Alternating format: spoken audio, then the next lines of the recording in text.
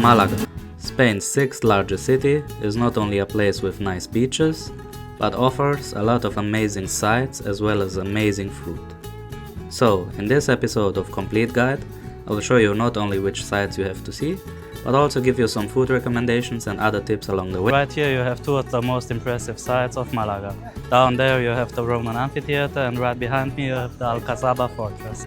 The Roman theater is the oldest major monument in Malaga, built in the 1st century AD during the reign of Emperor Augustus, and the best part is you can visit it for free. Rising directly above the theater is the Alcazaba, one of the best preserved Moorish fortresses in Andalusia.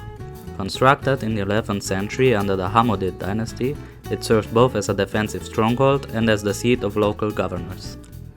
Walking through its arches and courtyards, you will notice clear echoes of the palaces and fortresses of Morocco, with the same blend of military function and elegant Islamic design that defined the era. If you are planning to explore both the Alcazaba and the hilltop Gibralfaro castle, it's worth buying the combined ticket for just €10. For the very best view of Malaga, make your way up to the Gibralfaro castle. Perched 140 meters above the city, the site was first fortified by the Phoenicians long before the Moors expanded it in the 14th century to safeguard Alcazaba below. After the Reconquista, it was even used as a prison until the 19th century. Today, walking its walls rewards you with panoramic views over the Bullring, the harbor, the Mediterranean Sea and the Old Town. It is the best spot to take in the... So now we are in front of the Malaga Cathedral, the biggest and oldest cathedral in the city. It has been established in 1520 and it is also known as La Manquita by the locals because it only has one bell tower instead of two. So let's go and explore it inside. Inside, the cathedral feels just as impressive as it looks from the outside. The grand columns and the famous wooden choir stand out, and it's easy to see why locals are proud of the cathedral. General admission is €10 with reduced prices for children, students as well as seniors.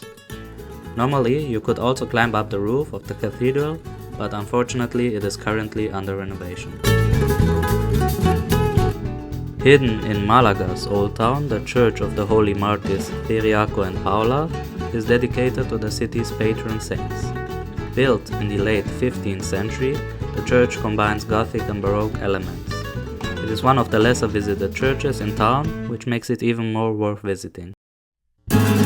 Another important religious site is the Iglesia de Santiago Apostol, the oldest parish church in Malaga. Built in the 15th century on the site of a former mosque, it's a beautiful example of the unique Mudéjar Gothic architectural style found only here in Andalusia. Fun fact, this is where Pablo Picasso was baptized in 1881. For those interested in art, I have very good news. The world famous Pablo Picasso was born here in Malaga, and you can also visit a museum where you can admire some of his works. Built in the former Buena Vista Palace in 2003, the museum hosts 285 works of Picasso as well as art. Because filming inside is not allowed, but taking pictures is, here's a quick slideshow with what you can expect seeing inside. The general entry fee of the museum is €30, while the reduced fee is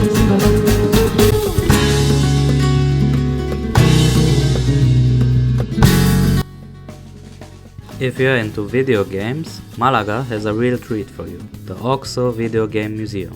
This isn't your typical museum where you just look at exhibits, here you actually get to play them. From retro arcade machines and classics from the 80s and 90s, like Pac-Man, Super Mario, Sonic and so on, all the way up to the latest consoles like the PS5 and Xbox Series X. It's hands-on fun for every generation of gamers. To experience all this, you have to pay an entry fee of €15, but if you're interested in the topic, I think it is more than worth it. No visit to Andalusia is complete without watching a flamenco show. This dance originates from Seville, but can be enjoyed all through.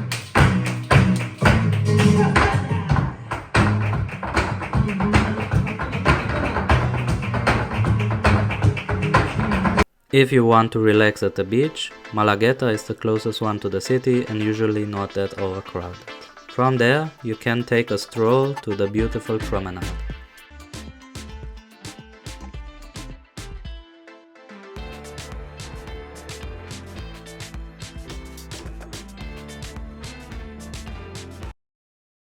During my trip to Malaga, I stayed at Altozano Room 2, which is close to the city center and costed around 50 euros per person per night.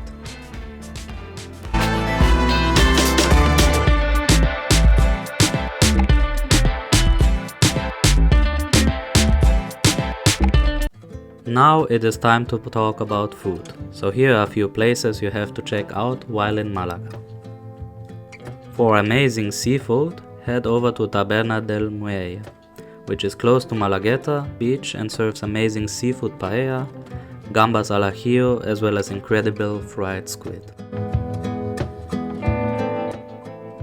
For the best churros in town, head over to Tejeringos. Just make sure to go early or make a reservation beforehand because the place is very popular by locals.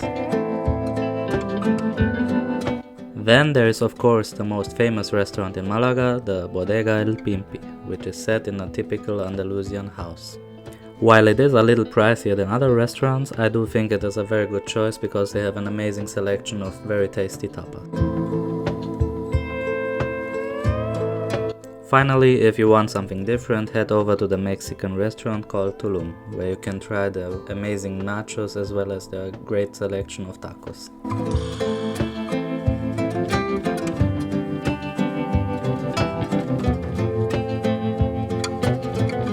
Malaga has it all. Amazing historical sites, great food, and of course the Mediterranean charm that makes it unforgettable. So if you'd like to keep discovering places like this with me, make sure to subscribe, hit like and turn on the notification bell so you don't miss the next adventure.